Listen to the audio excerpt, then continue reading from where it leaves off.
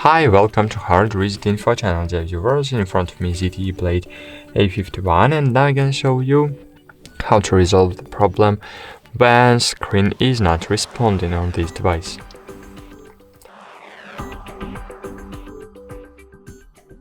To do it, you need to press and hold together power and volume up buttons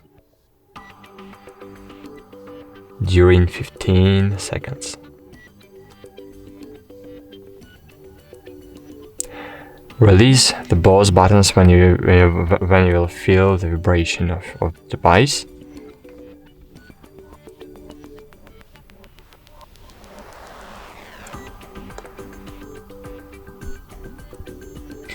And just wait a while.